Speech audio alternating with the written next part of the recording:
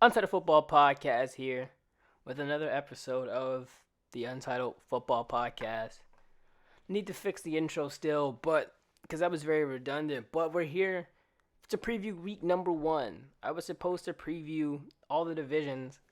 I wasn't able to get to them. I misjudged how much time I would not misjudged how much time I had, but I had started too late on the division previews, so I won't get to all of them. But we're gonna preview week number 1. And we're going to do previews for every week of the NFL season. And let's get into the first matchup. Kansas City Chiefs versus the Houston Texans at Arrowhead Field. Not like the home field matters because there's no fans. But nonetheless, at Arrowhead Stadium. It's really going to be interesting this season to see teams with these elite home field advantages like the Chiefs play without it. Now, I think the Chiefs I don't think it really matters, especially for a team like the Chiefs, because they are just that good. But I don't know if it matters really much at all. But I don't know. We'll see. Thursday Night Football, Deshaun Watson and his Texans versus Mahomes and his Chiefs. Now, I'm higher on the Texans than basically everybody. Like, I think they're still... I don't know if they're the best team in the division, because, like, top to bottom, they're definitely not the best team in the division, but they have by far the best quarterback, unless we get the 2018 version of Rivers and this past season's version of Tannehill. And if that's the case, then the Texans aren't the best team in the division, because Watson won't be the best quarterback, because 2018 Rivers is better than Watson. And the last year, Tannehill's probably better than Watson. Maybe. But, dang, this is tough. I'm going to go with the Chiefs on this one. The Chiefs, they're a good roster. Like, they have Patrick Mahomes. Well, they're not a good roster. Let me rephrase that. Patrick Mahomes, they're good in the right areas, but top to bottom, they're pretty not good. Like, their secondary sucks, minus Tyrann Mathieu, and they just lost Kendall Fuller as well, so like their secondary is really rough. They're one injury away from being putrid. Same with the Texans, even though they're already putrid and they don't have that one guy who kind of makes everyone around them better, like a Tyrann Mathieu. And the crazy thing about Tyrann Mathieu is that he's not even locked up long term for Kansas City. They locked up Jones before him. I would have probably tried to trade Chris Jones and re-sign Mathieu. But Chris Jones is one of, if not the second best interior defensive lineman in the NFL. In my personal opinion, he's the second best behind Aaron Donald. So, yeah. But yeah, I think these teams are similar stylistically. From, like, they have a quarterback who can throw down the field. They have receivers who can win vertically and stuff like that. But, the Texans are just a worse version. And, like, but I don't know, though. I don't know if it'll work against the Chiefs. I don't know if being a worse version of the Chiefs will work against the Chiefs. But I'm high on the Texans for the whole season, because I think being a worse version of the Chiefs would work against other teams. And Watson is also really good. And I think he is the best quarterback in the division, by far, in his division at least. And he's like the third best, if not the second best QB in the AFC. I might be forgetting someone, but I don't think so. So he's like the second best quarterback or the third best quarterback in the division, depending on what you think of Lamar. Some people like Watson over Lamar. They do different things well. Like, I think Lamar is a better pocket passer. But this isn't about Lamar versus Watson. So being a worse version of the Chiefs rarely works against the Chiefs. And they're a worse version of the Chiefs. But I'm high on them for the season because I think Watson is a dark horse candidate for MVP. And they don't have that difficult of a schedule, honestly. So, it's going to be an interesting season for the Houston Texans losing DeAndre Hopkins. I don't think they got too much worse. after losing DeAndre Hopkins. Well, I mean, they have a somewhat difficult schedule. They play the AFC South, and the NFC North, which sucks. But the AFC South is pretty tough. I mean, the AFC North is pretty tough. But they could beat most of the teams in there too. So, whatever. Yeah. What was I saying? Shit. But yeah, they're a worse version of the Chiefs, and that doesn't work. And that typically doesn't work against the Chiefs. And that's why I have the Chiefs winning this one over the Texans, because they're just the worst version of the Chiefs. And Mahomes is the best quarterback in the league. The Texans have a bad secondary, but I will say this. I don't think it'll be, because the Chiefs are like 9-point favorites. In some places, 10. I don't think they're that much better than the Texans. Like, I think the Texans will keep it close and keep it high scoring. But, because, like, it's not like the Chiefs have a good defense. And it's not like the Texans have a good defense. It's not like the Chiefs will probably struggle stopping the Texans. And vice versa. Like, I don't think they'll blow them out. Even though the last time they met, they kind of did get blown out. Like, they were up 24, then blew it. Like, whatever. So, yeah. That's the Texans versus the Chiefs. And then we're going to get into the next game, Jets-Bills. Do I really have to talk about this? Whatever. Last year, they opened up the season as well against each other in one of the messiest games of all time. No, I mean, both quarterbacks were just terrible. So, yeah, and it's happening again. Both quarterbacks are still bad. And the Jets even could have won last year. Like, the Jets won 7 games last year. And they had a game against the Bills where they lost because of missed field goals and stuff. Like, the Bills are really fraudulent last year. As Buffalo really only... Like, Buffalo, they had close games versus some bad teams. And they had a easy-ass schedule. But... And then they made the playoffs. I had no faith in them in the playoffs. They actually imploded down the stretch and lost the game. Blew a 16-point lead, 16-0 lead. I'm going to make this quick. I mean, the Bills are probably going to win. The Jets kind of suck. I think them and Washington are my two teams that I have for the number 1 overall pick. They're just bereft of talent everywhere, both of them. Except for Terry McLaurin. He's really good. This isn't about Washington yet, but the Jets suck. Like, they're getting injury to the receiver position that was already bad. Like, I feel like you gotta feel bad for Sam Darnold. He is literally zero help. The Bills add Stephon Diggs. I don't know how much that's gonna help when your quarterback can't put the ball in the same area code, but we'll see. And they just have an overall great roster top to bottom, but a dud at quarterback. On top of all that, like, at some time, the fact that Josh Allen has fumbled like 26 times in his career and only lost 2 has to catch up to them eventually. Like, they could be a pretty big disappointment from a record standpoint, but still make the playoffs because their division still kind of sucks. Like, the Pats are dropping off like flies. Sanu was cut, even though he wasn't that good, but whatever. Donta Hightower opts out. Marcus Cannon opts out.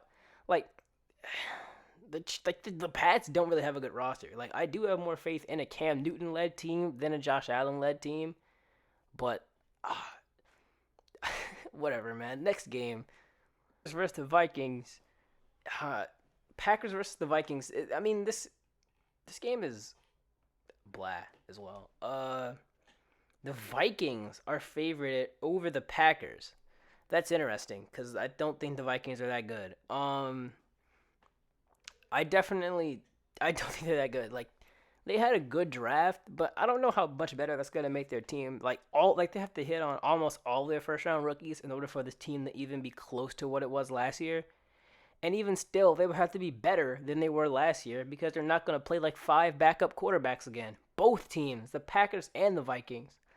The Packers played like 7 backup quarterbacks. Like they played against Joe Flacco, who's a backup now. And Trubisky, who he's not even a backup now. And the Bears started him. Oh my gosh, the Bears started him. I can't even say he's a backup in it. He's backup level. He probably shouldn't be starting. Oh man.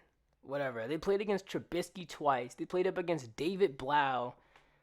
And then they played up against Kyle Allen. Then Daniel Jones in the snow. Dwayne Haskins like his third start. Like, they didn't play a good slate of quarterbacks.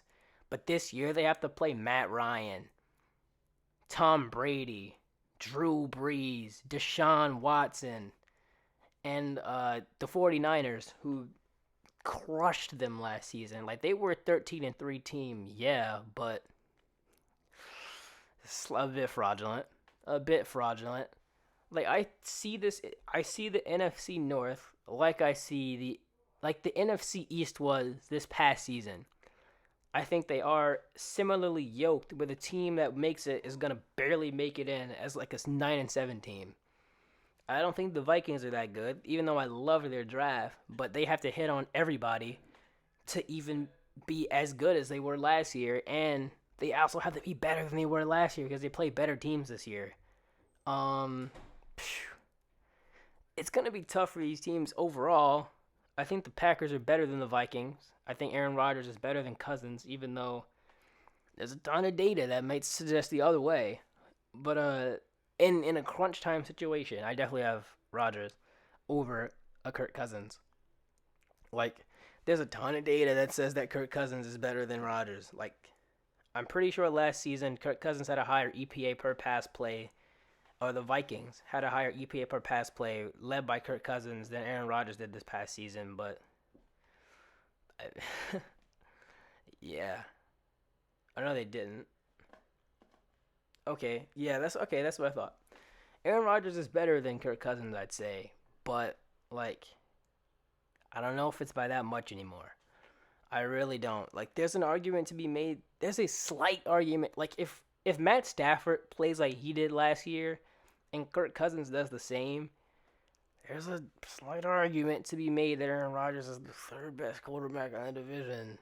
Slight argument. I don't know, though. I definitely have the Packers. Like, the Vikings, they have complete turnover at the cornerback position in a shortened off season, where they have to get better than they were last year to even be the same from a record standpoint, because we're going to play against better teams. But I don't know if that's going to happen or not. Dang. But, so, like, the Chargers, whoa. So, like, the Vikings, I like their draft long term. But for this season, it might be a bit rough. Like, the receiver core is not nearly as good as it was last year. Justin Jefferson isn't Stephon Diggs. Stephon Diggs is like, he's a guy who can do anything. Like, he can run the deep route tree. He can run the short route tree. He can win at every level of the field. He's an elite wide receiver. Adam Thielen is also good. I don't think he's as good as Diggs. Justin Jefferson, I wouldn't say he's limited, but Justin Jefferson is not that guy who's going to play on the outside, as when he did, he wasn't that good.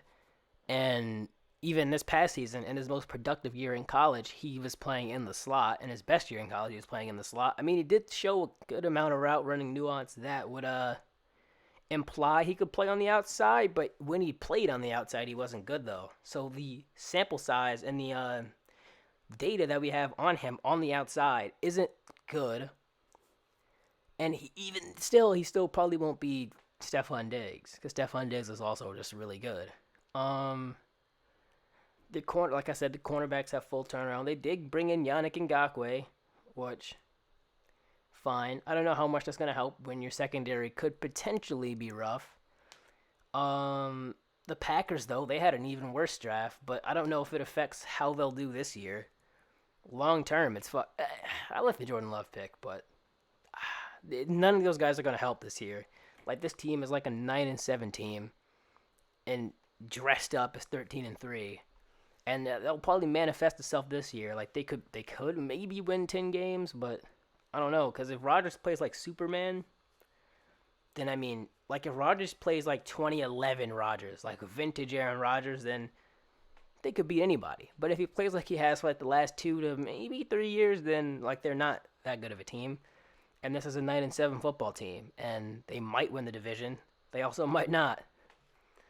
Because I'm high on the Lions. I'm high on the Lions. I'll get to that later on in the video. But I spent too much time on this game. Let's go to the next one. Redskins versus the Eagles in Washington. Whoa. Redskins. Washington football team versus the Eagles in Washington.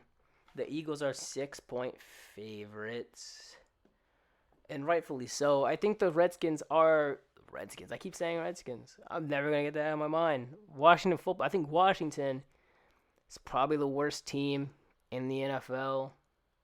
The Eagles should win this. If they don't, then the Eagles should... but then again, the Redskins did have the Eagles like 17 down week 1 and had them trailing for most of the game in week 15, I think. The second time they played him when Haskins started. They had him down for most of that game. Nickell Roby-Coleman's injured, I think. And Terry McLaurin could feast on... last time Terry McLaurin played Darius Slay, he cooked them. Now, the yardage doesn't show that, but... the tape does. He beat him multiple times. Haskins missed him multiple times. He only had, he finished with 70 yards. He could have had, 270 that game. Slay had some trouble guarding Terry McLaurin. And Terry McLaurin's really good. So was Darius Slay. But, I don't know. I think the Eagles are overall a better team than the Lions were then, with David Blau, and the Redskins barely won that game. Dwayne Haskins was barely able to outduel David Blau. Or was it Driscoll that game? I don't even remember. Anyway, Washington should lose this game. The Eagles should probably win. And if they don't, then Philly has a problem. Philly has a pretty big problem. The Eagles, I think Jalen Reagor is injured. The injury bug is hitting early. The Eagles are always hurt. They still have Deshaun Jackson, though. And, Alshon Jeffrey, Zach Ertz. They're still better than the Redskins, but, the Redskins have played the Eagles close every time they played them. Now, I'm not too optimistic for this game for Washington. Just because I really just don't think they're that good. They're a worse team than they were last year. On top of, I don't know. They lost Dunbar, who was really good for most of the season. They bring in Kendall Fuller, who probably plays in the slot, and if he doesn't, it might get bad. What else? They brought in Chase Young. He's good. I don't know how much of an impact it's gonna make when we just suck on the secondary. That could get really the secondary could be potentially the worst in the league. Because if Ron Darby plays like he did this past season, then we're in for a sweet treat of getting burned. Yeah. The Eagles should win this game. I spent too much time on a Redskins game. It's on a Washington game. They suck. End of the story. Browns versus the Baltimore Ravens. In Baltimore. This game is interesting. The Browns were terrible last year, and the Ravens were great. And even still, the Browns still beat the Ravens once in the season and had them down 2 scores the second time they played them. I think the Browns will probably be better with Kevin Stefanski over, Freddie Kitchens. I think they'll be better with Stefanski over Kitchens. I wouldn't say a bounce back, but I think Baker could have a bit of a bounce back. I don't know how good I expect him to be. Even with that being said, I still do think the Ravens are a better football team, but I do think some aggression is inbound for the Ravens. Just history is probably going to repeat itself. Repeated itself for Wentz, Mahomes, Newton, even Carson Palmer. Those guys that have these super high touchdown percentages seem to always regress the next season. And it will probably happen for Lamar Jackson. the chances that he leads the league in passing touchdowns and is like 30th in dropbacks is pretty low. His touchdown percentage was like 9. And none of those other guys were that high when they were having super efficient seasons. Like Mahomes was at like 8.6, but like Cam Newton was only at like 7. Same with Watts. Same with Wentz. But like Jackson's at 9. His touchdown percentage is like 9.3, I think. Maybe even higher. I don't know. And the rushing game was also historically efficient. That could take a step back too. Like this team could be like 11-5, 10-6, and still have a good year, but it'd be labeled as a disappointment because they were 14-2 last year. But there's almost no way they play as efficient as they did last year. Like Lamar, it's almost like Lamar is almost bound to regress. Even if he could improve in certain areas, the overall outcome of his statistics will probably be worse than they were last year. Like the overall efficiency won't be held. Like he might be able to buy himself kind of a couple more percentage points from a touchdown percentage standpoint in terms of what he does as a runner and how lethal he is as a runner. Maybe open up a few more touchdown passes, but I mean that didn't hold true for Cam Newton, so like maybe I can't say that for Lamar either. I mean the Browns, they are a pretty good roster on paper. I loved their draft, even though I think Delpit might be out for the year or an extensive amount of time with an Achilles. Jedrick Wells was a good pick. Like, they're a good year on paper, a good roster on paper. And I think a lot of people might have just been a year early. Like, this year might be the year where the Browns are good. Like, they have an easy-ish schedule this year. They play the NFC East, which features the Washington and the Giants. And they play the NFC South, AFC South. And they play the AFC South.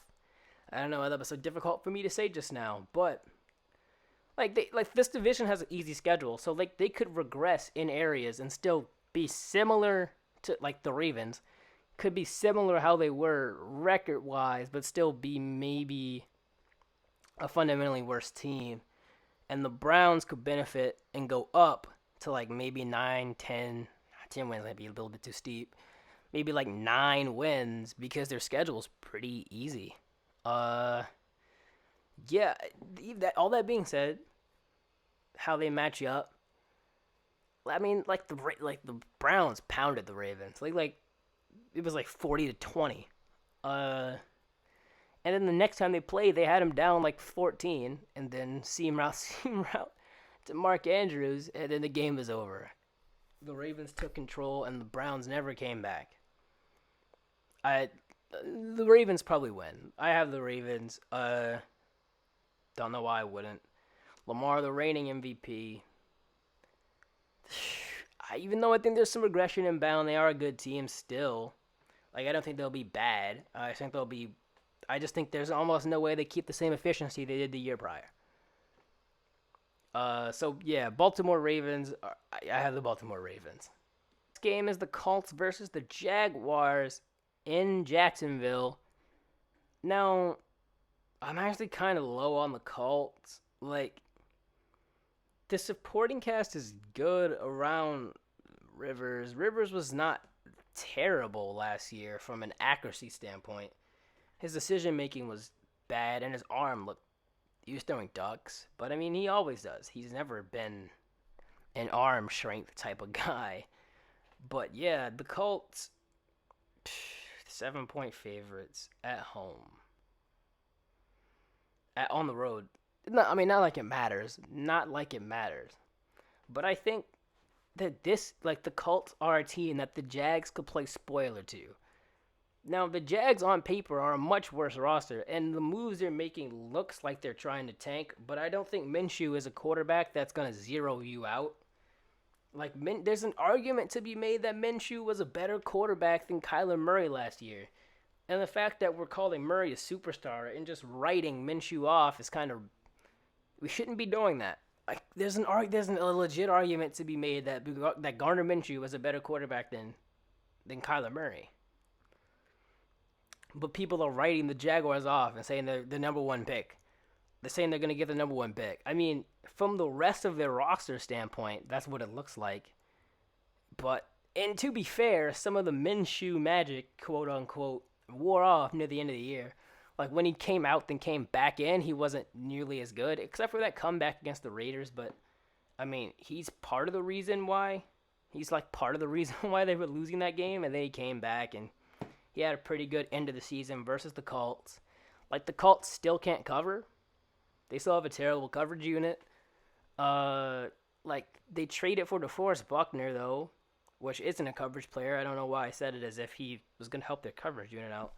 As like what it seems to be a win now move, quote unquote. But I think a better win now move would have been to keep the 13th pick and give Phillip Rivers as many weapons as possible. Get Jerry Jeudy. Still get Michael Pittman in the second. Still have T.Y. Hilton. Like, I think that would have been more of a win-now move than to get a defensive tackle. Like, that won't move the needle that much.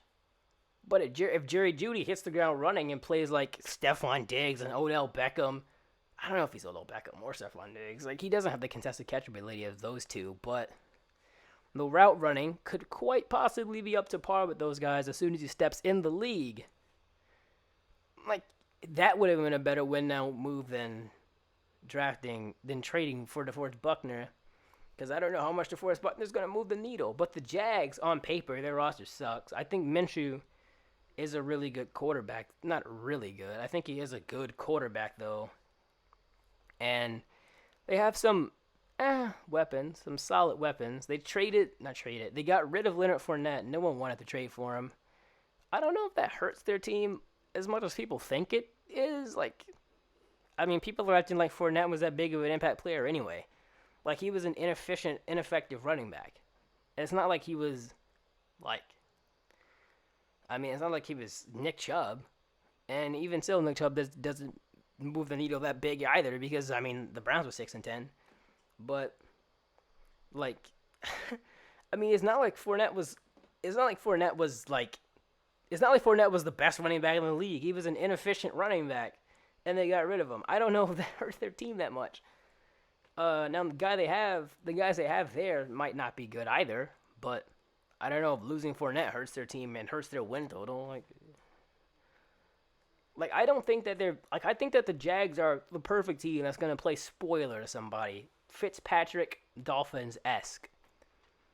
I think Minshew is not stylistically, but he's like a Ryan Fitzpatrick in terms of you won't zero out, but you're damn sure not going to the playoffs. But you're not going to get the number 1 overall pick either. Ryan Fitzpatrick won 5 games with that Dolphins team, which is way worse than this team.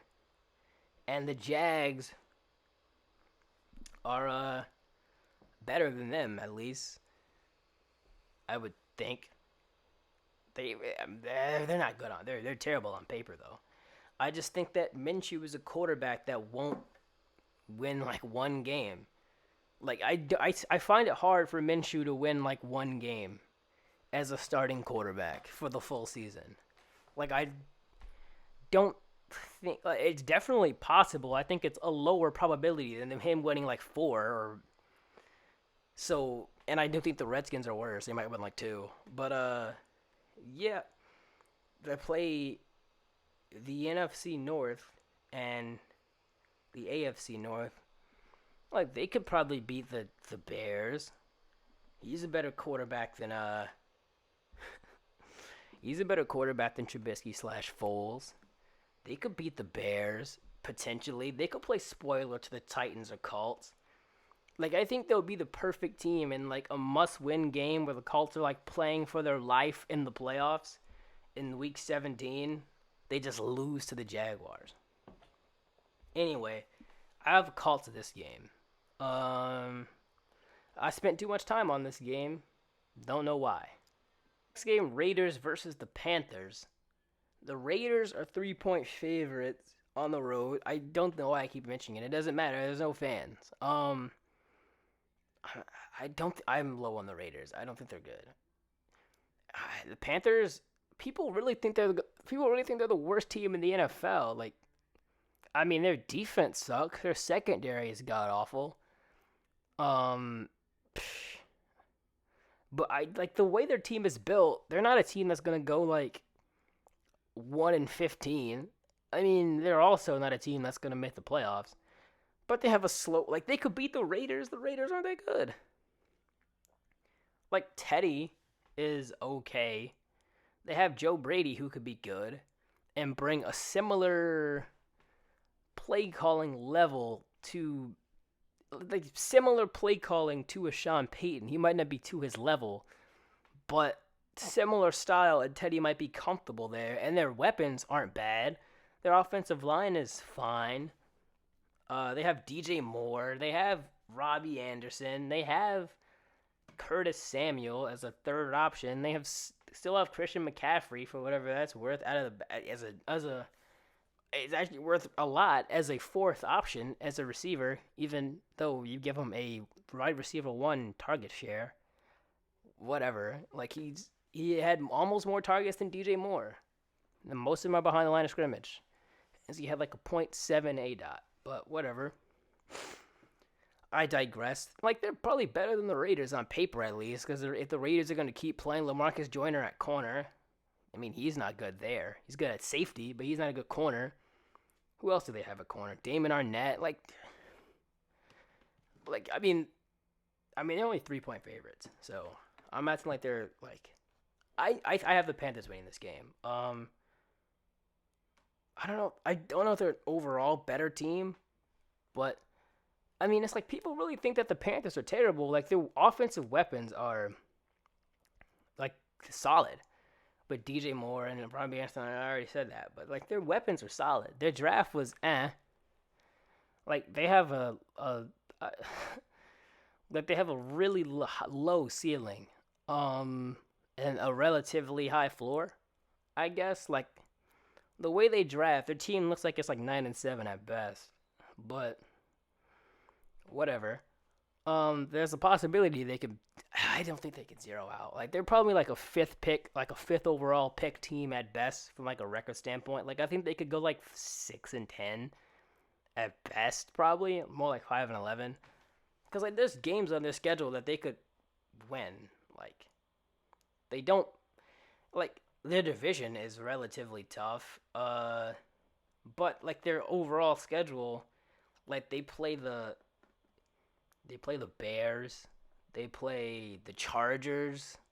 Like, Teddy's probably a better quarterback than both of those guys, even though they probably have better overall rosters. They play Washington.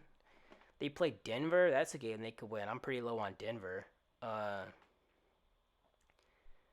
Whatever. I have the Panthers this game. I actually have the Panthers over the Raiders in week 1. Yeah.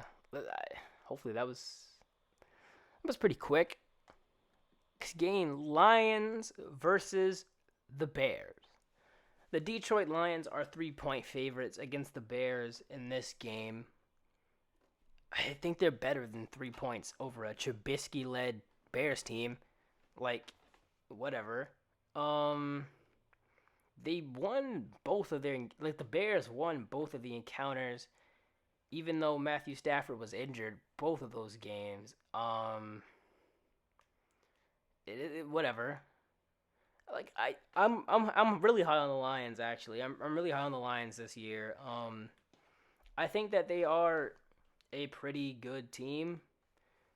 If Matthew, I was about to say Mahomes. If Matthew Stafford is able to keep the same level of play he had last year, which might not be possible. But the Bears only beat the Jeff Driscoll-led Lions by 7. And then they played him again on Thanksgiving, I think.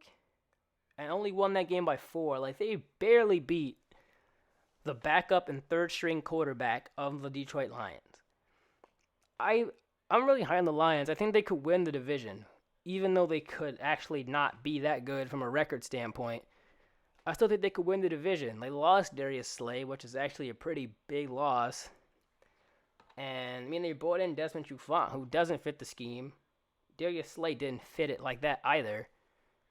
And this might sound a little bit far-fetched, but the way that Slay played last year, at least, Jeff Okudah could be an upgrade. Like Jeff Okudah, in my opinion at least, is like the best cornerback prospect in in years.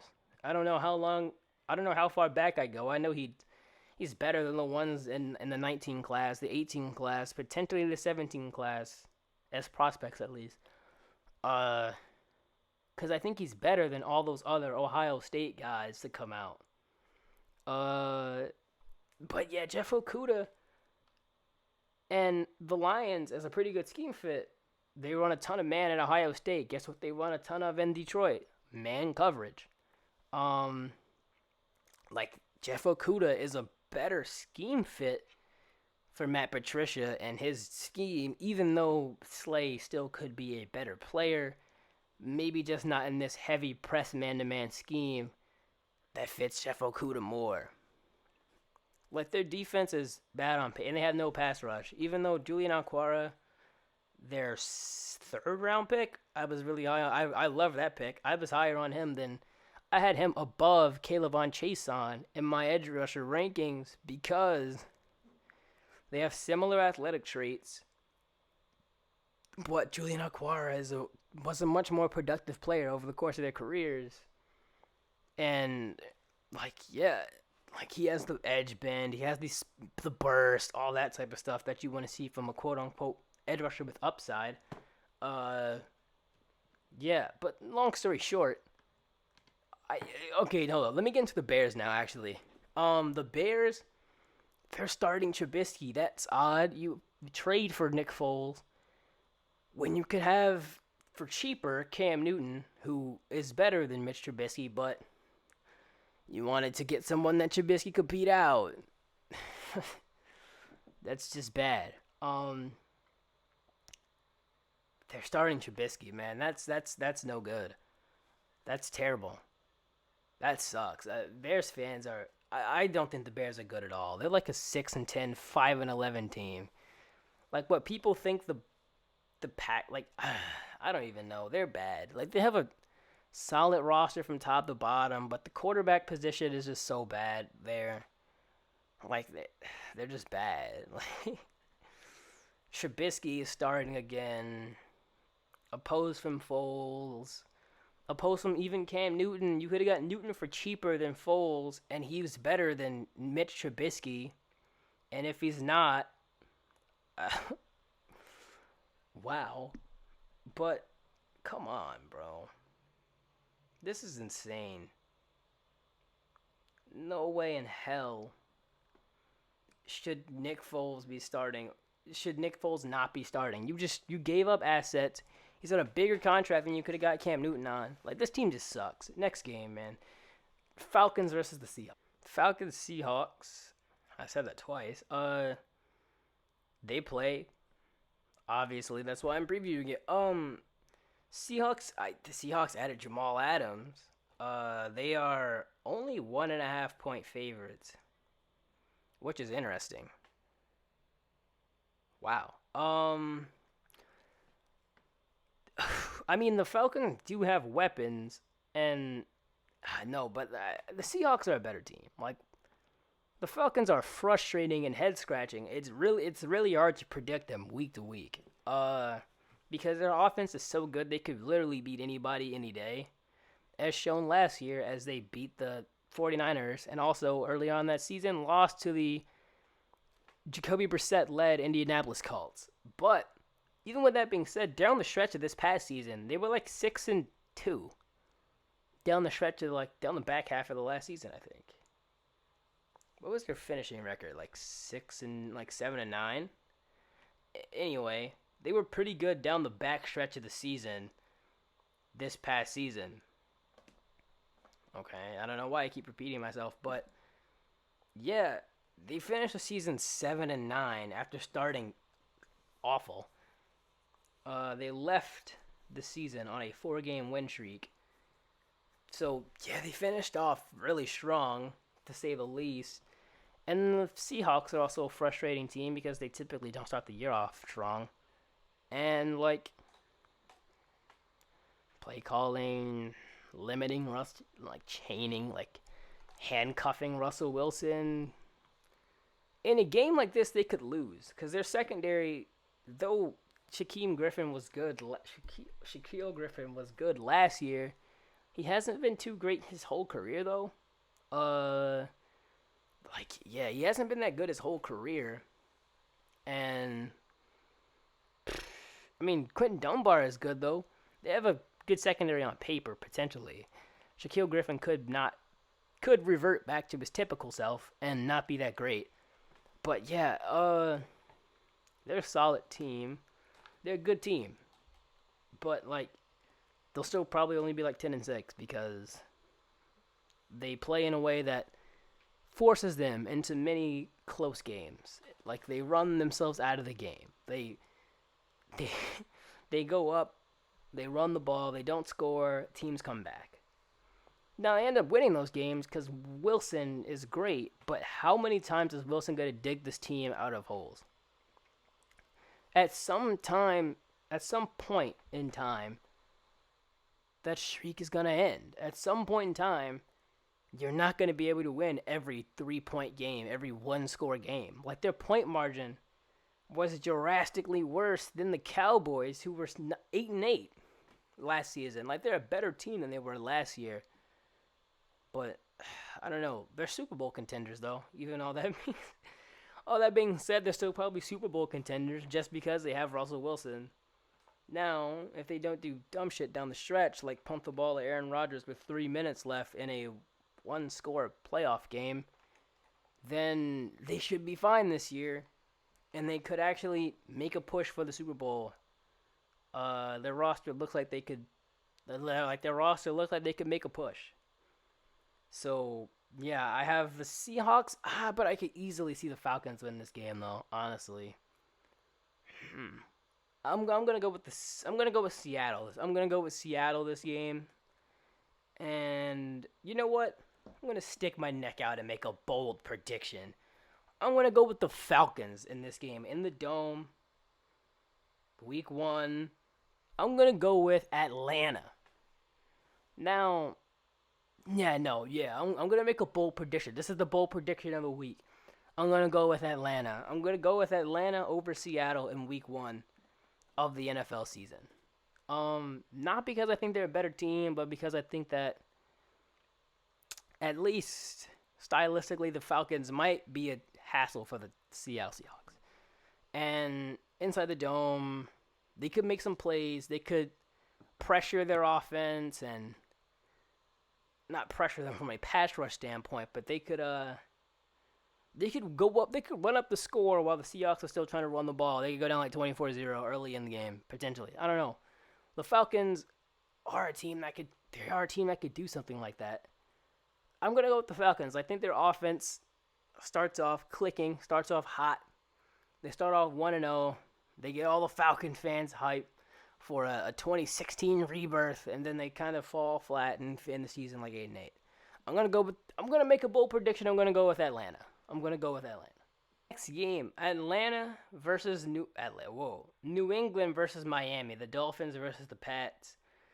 Patriots who got Cam Newton now. I was about to say got Cam Newton after losing Tom Brady. They a lot of guys opted out for them, and the Dolphins didn't have a lot of guys opt out, and they have a pretty good coach, even though Belichick's better than Flores, but pretty good. I don't know. I might try to make this one quick. The Pats, Mohamed Sanu opted out. Their receivers are rough. N'Keal Harry, you can't get open. Jacoby Myers, who's similar. They drafted a bunch of tight ends. I didn't like their draft. I like the Uchi pick and the Duggar pick. Other than that, it was blah. And they drafted a kicker and cut him. So, okay. New England is Cam Newton's better than probably Tua or Ryan Fitzpatrick, but even I don't know. Because I don't know what Cam we're going to get. We could get the MVP Cam, which I think is the least likely version we get. Even though if there's a coach that will be able to bring out the best Cam Newton, it's Belichick. Or we could get the version of Cam we last seen We don't know. The weapons, I'll tell you, are weapons that Cam Newton has proven he's not too great playing with.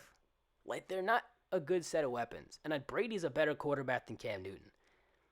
And Brady wasn't that good last year. And people were saying Brady fell off a cliff. Brady's a better, more accurate quarterback than Cam Newton.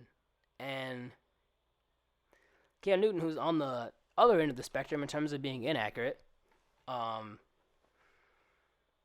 weapons still suck. They're bad. Like, the weapons are still bad, and they got worse with Mohamed Sanu leaving, even though he wasn't even, not leaving, getting cut. Even though he wasn't even that good there.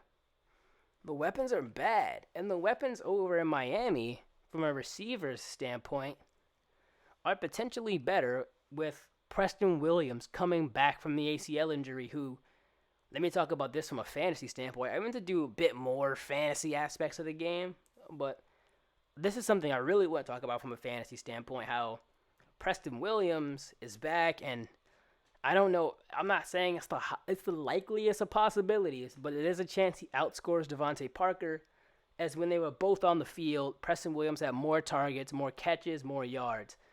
Devontae Parker outscored him in fantasy by 2 points, though, because he had one extra touchdown. But when Preston Williams was on the team, he got the bulk of the targets. And let's talk about this from a quote-unquote regular football standpoint. Regular football standpoint. They have Preston Williams, Devontae Parker, and Albert Wilson. I think that's better than the top three weapons over in New England with Edelman. That's about it. Even with that being said, the Dolphins aren't that great. But I do think they're underrated, and I am kind of high on the Dolphins this year.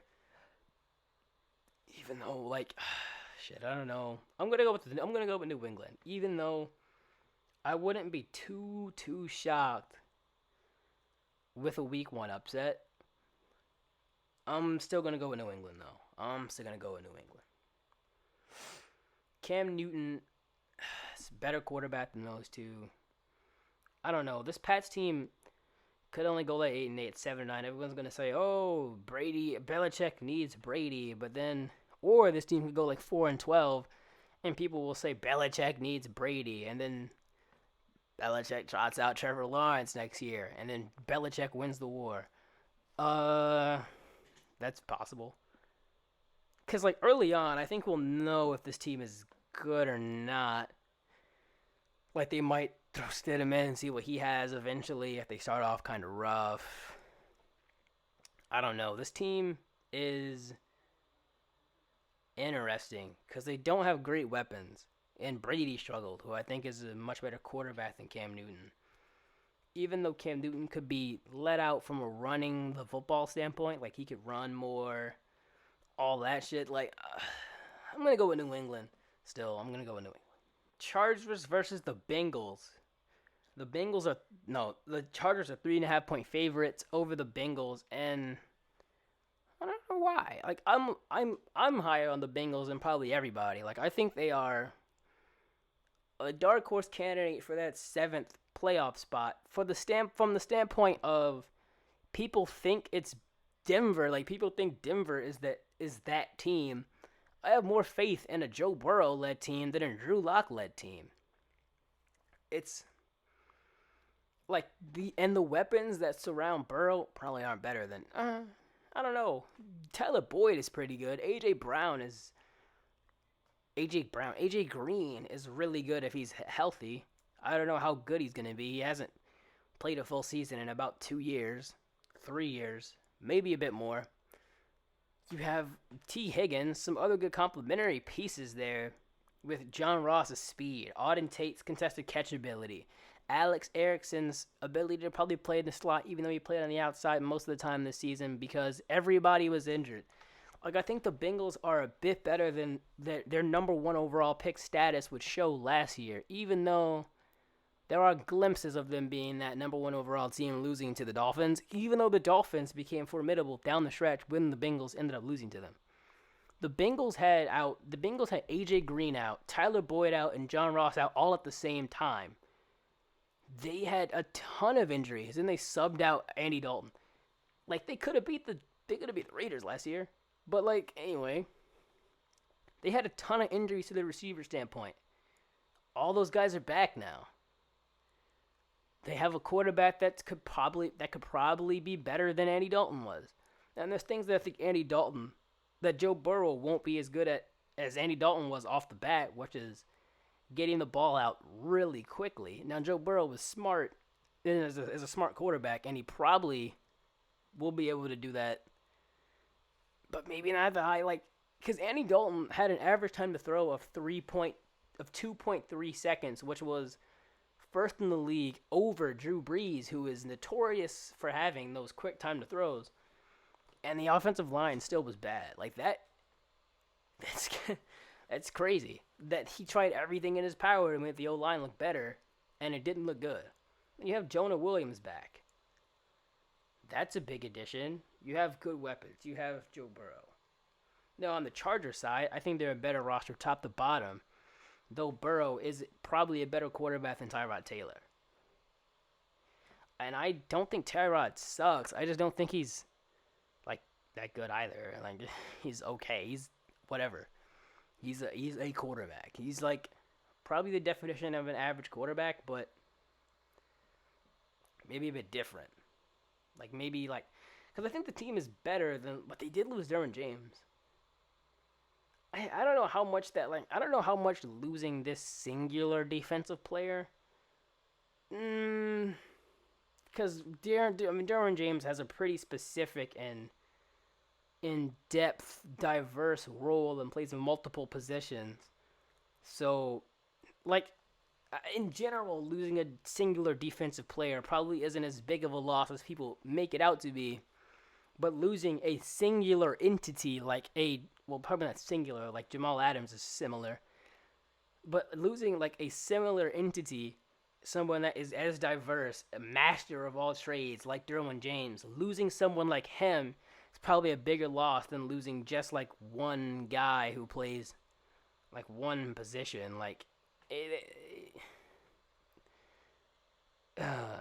I don't know. The Chargers secondary is still really good, though. With Chris Harris, Casey Hayward, Desmond King. They're still really good. So it is, I don't know. I'm going to go with the Bengals in this game. I think Joe Burrow is going to have he's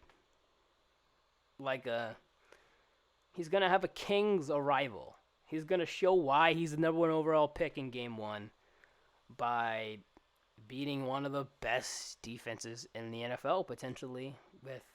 Maybe they're not one of the best without Derwin, but beating a pretty good defense to start off his career, start off a legendary career. I think statistically he could have maybe the best. If he hits the ground like a rookie Baker Mayfield, then this team is 9 wins maybe, because their schedule's not that difficult. They have to play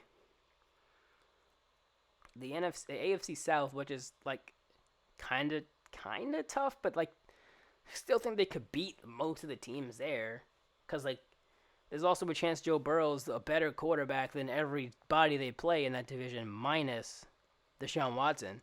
Then they play Washington and the Giants. So, they're a solid team. I think they're good. I think they're just a solid. I think their defense is okay. But if their offense is as good as I think it could be, then this team is fine. I don't know if they'll make the playoffs or not, but they could be 8-8, 7-9, and surprise some teams.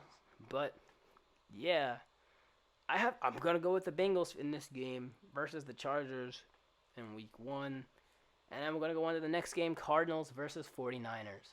This game is interesting because the 49ers barely beat the Cardinals both times they played them. The second matchup they won by 10, but if I remember correctly, I don't remember it fully. Wasn't it a last second touchdown in that game where they were already winning, and then they got a last second touchdown on some Hail Mary pitch play type of thing? If I'm not mistaken, that's how that game ended. But Kyler Murray is a good young. Kyler Murray is a good young quarterback. I thought my mic wasn't on, but Kyler Murray is a good young quarterback. Even though I think the hype train is getting a little bit out of control.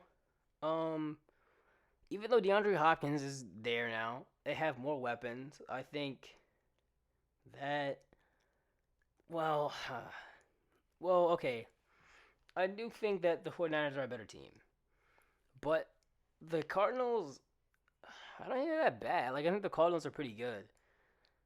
Like, I think I wouldn't be surprised if the Cardinals won this game because I think some regression might be inbound for the 49ers. But the thing is, I can make a case for almost every team regressing. But anyway, like the 49ers, they don't blitz a lot. They get almost all their pressure from their front four, which, okay. They lost DeForest Buckner. Javon Kinlaw could also be better than DeForest Buckner, so, or he could also not be. You never know. Their secondary didn't change. Like, their team is virtually the same, but their schedule's kind of easy, so it might not matter. When you look at their win total, they might still be like a 13-3 team, even though they're fundamentally a bit worse. Like I said in my NFC West preview podcast, yeah, like I'm going to go with the... Damn, this is tough, because I think the Cardinals could probably win this game. I don't think I talked about the spread for this game. 49ers are 7-point favorites. I don't know if they'll cover that, though. Like, they never beat them by more than, like, anything. Because, I mean, they won the last game by 10 points, but that was mainly because of a last-second touchdown that... Whatever. Huh. I don't know if I'll pick the Cardinals to win. Like, I think the 49ers will win, but I don't think they'll cover. So, yeah, I'm going to go with the 49ers. This one was pretty quick. But I didn't go in depth on these teams because I already did that in the NFC West preview podcast. Like, I'm going more in depth for the other teams because I didn't get to them in my previews yet, and I'm not going to. So, yeah, I'm going to go with the 49ers this game. And yeah, I'm going to go with the 49ers. Next game, we have the Bucks versus the Saints. This is probably the game of the week. Hold on. And maybe not the Chiefs. I mean, no. Yeah, this is definitely the game of the week. What the hell was I about to say? This is definitely the game of the week. Bucks versus Saints. I think these two teams are, in my opinion, they're probably 1 and 2 in the NFC right now. I don't know. The Bucks added Leonard Fournette. It doesn't change my opinion on them. Like, I always thought they were Super Bowl contenders, and they've always, in my preseason, like, predictions, kind of, been in my Super Bowl in the NFC. Fournette doesn't change that, negatively or positively. As they said, Rojo is their guy. I mean, it kind of makes sense. Like, if you look at the, not even advanced metrics, but if you look at, like, yards per attempt from Fournette and Rojo, they're almost identical. Worst missed tackle percentage, Rojo's way better. I think yards after contact was Fournette by a little bit, but Fournette's not really better than Rojo, so I'm not surprised that Rojo is their guy, quote unquote. But yeah, the weapons here are really good. Quick answer. I'm gonna go with the Saints. I think they'll win this matchup, even though the next time they play, I think the Bucks might win that one. Like, I think the Bucks might not start off really good, but they might finish really good. You know, there's a lot of kinks they have to iron out, as, you know, a bunch of turnover on their roster. Not a bunch of turnover, but turnover at the most important position on their roster. As they went from Jameis to Brady. Brady, from a fantasy standpoint, I'll say, is the quarterback that I always pick. I have him on literally all of my fantasy teams, as I think he could put up numbers here, as this offense is almost designed for numbers. So, yeah, I'm going to go with the Saints for this matchup. This is definitely probably the game of the week. I want to see how, you know, how the Saints can match up with all the Bucks weapons, how the Bucks can match up with new pickup Emmanuel Sanders and Michael Thomas. Does Kamara play? Probably, but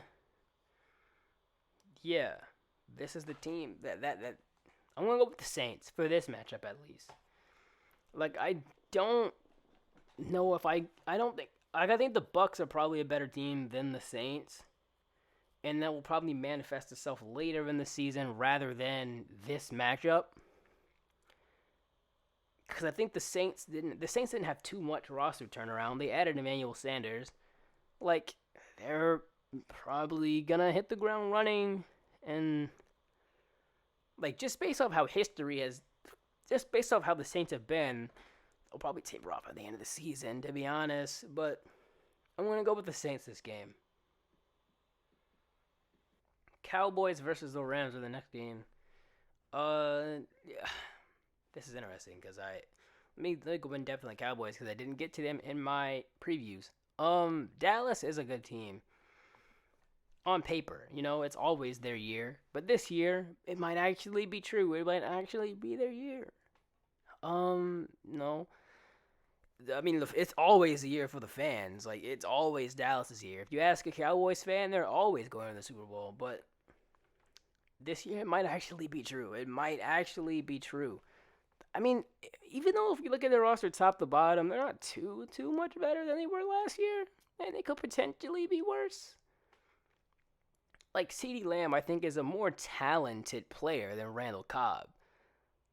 Though, I don't know if the production output will be that much different than Randall Cobb's. Because Randall Cobb was sneaky productive from the slot last season. Especially when you take into account that there were two other 1,000-yard receivers on that Dallas Cowboys team. So, like, I don't know how much better he's going to get. Are they going to have 3 1,000-yard receivers? I mean, that's possible, but I mean, Randall Cobb had like 800 yards on 15 yards per reception last season. Like, Randall Cobb was sneaky productive last year. So, like, you're going to have to replace the production that he had, which I don't think will be difficult for him. But I think the overall yards to go around are going to drop because I don't think Dak will play at the same level. Like, I think statistically, I don't know if Dak is going to get better than this. Even though the situation and environment is better, I think he might go down to like 4,400, 4,300 yards. I think he'll... So, like, this is more from a fantasy standpoint. Like, I don't know if there will be as many yards to go around as there were this past season for Dallas.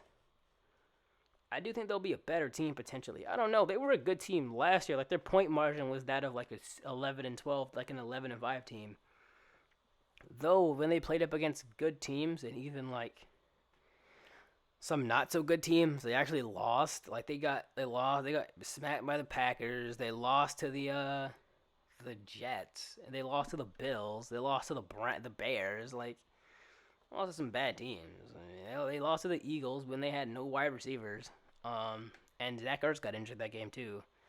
Like, I mean, Dallas is good on paper, and they were good statistically last year. Like, in terms of like EPA, all that type of stuff, they were good last year. It's just that every time they played a good team, it didn't go well. And this year, they kind of have a tough schedule. AFC South is the AFC North is pretty tough. And the NFC West is pretty tough. So, I don't know. But I do think they're better than the Rams, though. So, for this game, I'm going to go with Dallas. I think Dallas is better than the Rams. Dak Prescott is better than Jared Goff. They're a better overall team. They added Everson Griffin. I think people are blowing this out of proportion. Like, they think that's the thing that's going to take them over the edge.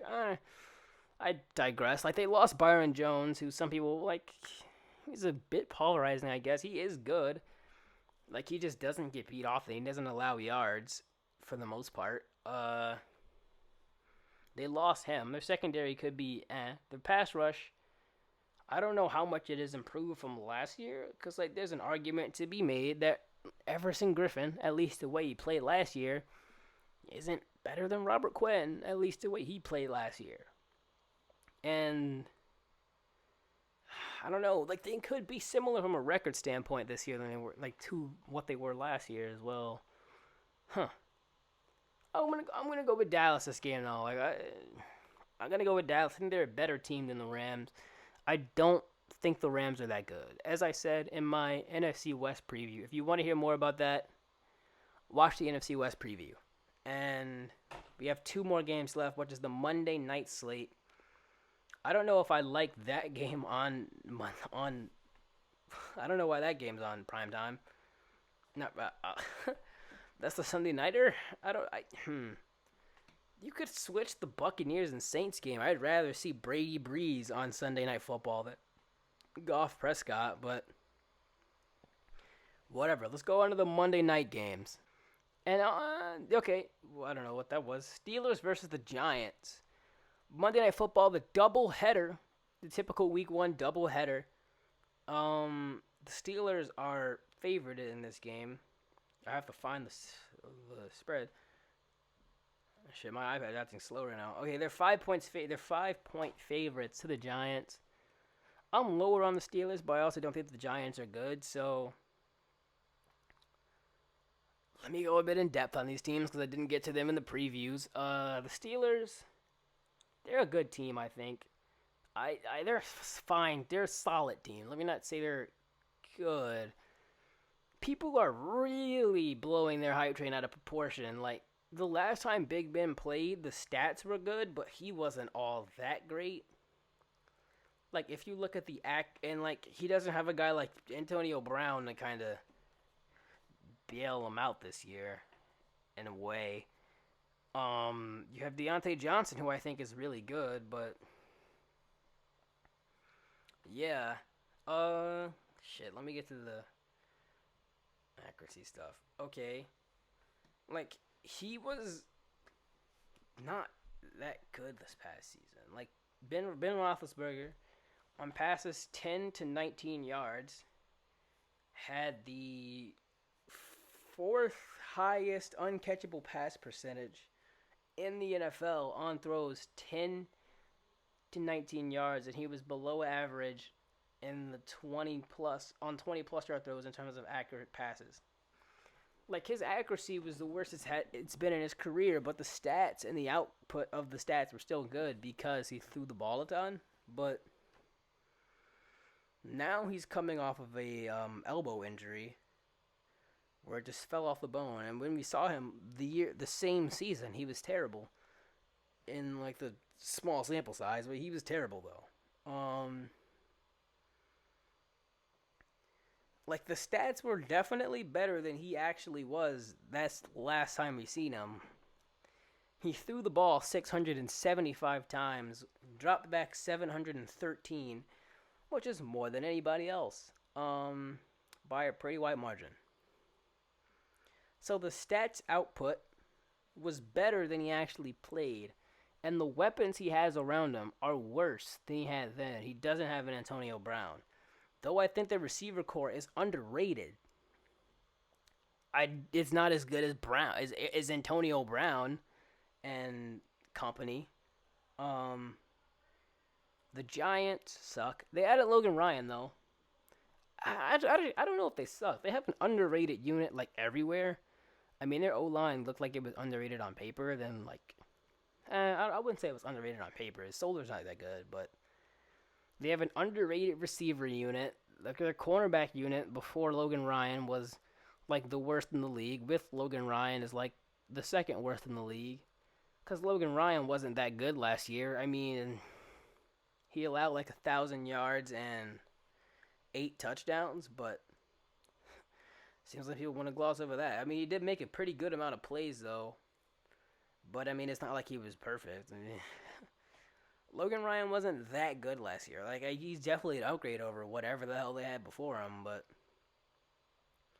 let's not sugarcoat things and act like he allowed the most yards of any cornerback this past season. He allowed 940 yards last year. So, and 6 touchdowns. But people just don't realize that. I guess they want to forget that ever happened. But so yeah, Logan Ryan's not that good of a cornerback, nor is James Bradbury. But his job should be easier just by not having to play against a king's ransom of the best receivers in the league.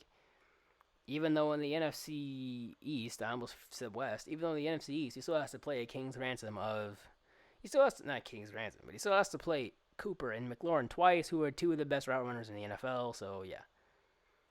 They're not that good. I'm going to go with the Steelers. All that said, I'm going to go with Pittsburgh, and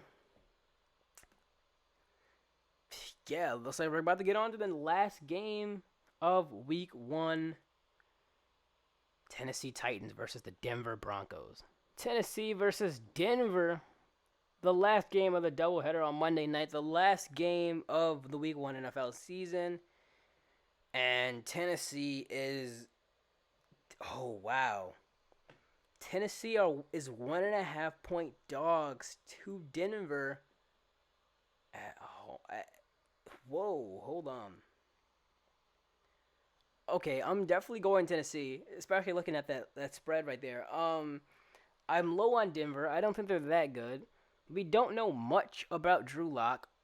And what we know about Drew Lock also isn't that good. He had the highest, by a mile, percentage of uncatchable passes in the 10 to 19 range. And he also was really passive and didn't go down the field often. But, like, yeah, okay.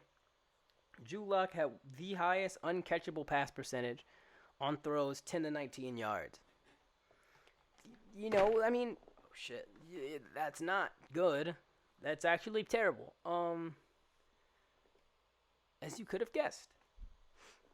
The weapons are good, though. And I have a hot take from a fantasy standpoint. Jerry Jeudy outscores Courtland Sutton. I think he's a better player than Courtland Sutton. Like, he is miles ahead in terms of a route runner. Very nuanced, very in-depth of a route runner. And Courtland Sutton isn't.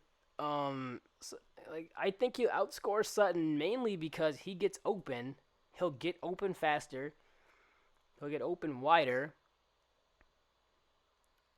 Odd choice of word. But he'll get open quicker, faster. He'll get open faster than Sutton will, and therefore he'll receive more targets. Because, like, if you look at the roster on paper, the targets don't... Like, it's not like, oh, yeah, he's going to get a ton of targets because he's the only guy. Like, it doesn't look like that on paper, and it... You know, it could be what happens, but if he gets open, Drew Lock's going to throw it. It's just a matter of Drew Lock completes it. Because Drew Lock was the worst quarterback throwing in the 10 to 19 range. The highest uncatchable pass percentage in the NFL. Tannehill, on the other hand, had the highest accurate pass percentage in the 10 to 19 range this past season. He played out of his skin. He's probably bound to come back down to earth. Don't know how hard, though. Because if he plays like he did in 2018, then this team sucks. But he could be an average quarterback, which is about good enough for them to win some games, even though I don't know how many that would be. Yeah, but this game I'm definitely going with Tennessee. I think that Tannehill, even if he regresses to maybe like an average quarterback, is probably better than Drew Lock still. Drew Lock just isn't all that great. You know, the hype for the Broncos is out of control. Like, from what we know about those guys, we gleaned almost nothing from Drew Lock except for the fact that he can't complete passes. Okay, just kidding. He had a high win-loss record, but sometimes you just don't want to look at that. You know, that's not something that we should be looking at to compare quarterbacks and say which one is better than which, especially in such a small sample size like we have it in Drew Lock's case. Like, I think you can start, like, I think it's better to use over the course of someone's career, like the fact that Russell Wilson hasn't had a losing season. Like, even though still it doesn't get, and like the fact that Eli Manning is 500 over the course of his career, like, it still doesn't show the whole story. But it's definitely something that's better used and better served over a large sample size rather than like a 4-game sample size like Drew Lock. And it's like people are raving about touchdown to interception ratio. He takes care of the ball. I mean, he only played like 5 games. And he had like an average depth of target of like 4. So, I mean, how good really was he? He had like a yards per attempt of like 5. 6.5. In an average depth of target that was also low. So, how good really was he? Like, we gleaned almost nothing. And for my take of the Bengals are better than the Broncos, our college evaluation and our college prior for those guys, because we didn't learn really anything from Drew Lock and his 5-game sample size of whatever, is that Joe Burrow is a better quarterback than Drew Lock. Anyway. Shit. Okay, I'm going with the Titans. So, yeah. I just want to go a little bit more in depth about the Tennessee Titans because I do think they're an intriguing team. And at least in my opinion, they have a great roster from top to bottom. They have what could be an elite secondary. Like, they have, even if Christian Fulton doesn't hit the ground running, they have 3 guys that don't completely suck. Like, Malcolm Butler is solid. Adoree Jackson is really underrated and really good. Jonathan Joseph is also pretty solid. And on top of Christian Fulton, with Kevin Byard at free safety, they just added Jadeveon Clowney. I mean, their receiving weapons are they're not that great, but aside from A.J. Brown, which could serve to be an issue, but their defense looks good, and they could be next in line of that team that wins through defense, maybe? But I don't know, because their pass rush isn't good, and their pass rush still isn't good. It's one of the worst in the league. Jadeveon Clowney is not that good of a pass rusher either, so he doesn't help the issue. But they really are an intriguing team on paper, just because of how good their roster is, top to bottom. And it really all hinges on whether Tannehill can keep this play up, which is highly unlikely. It all depends on where Tannehill lands in terms of quarterback play. Like, he could be what he was this past season. He could be what he was in 2018. To polar opposite ends of the spectrum. He'll probably fall somewhere in the middle, which might be good enough for them to win the division based off how good their entire other roster is. But yeah, this is the video. I want to do some fantasy hot takes. You know, I'll probably rattle some quick ones off. Robert Woods is someone I like to target. I think he might be able to score better than Cooper Kupp. As in the second half of the season, he was the third scorer in fantasy points per game at receiver in the second half of the season. What else? Terry McLaurin. Make sure you get him on all your fantasy teams. Shit. Clyde Edwards-Helaire. I have a hot take about Deontay Johnson outscoring Juju Smith-Schuster. Yeah. That's just some quick ones. I might do a podcast or a video about it, but that's actually kind of unlikely. So, anyway, Untitled Football Podcast. Hope you guys enjoy. Subscribe, comment, like, all that shit. Share the video, all that. And I'm out. Peace.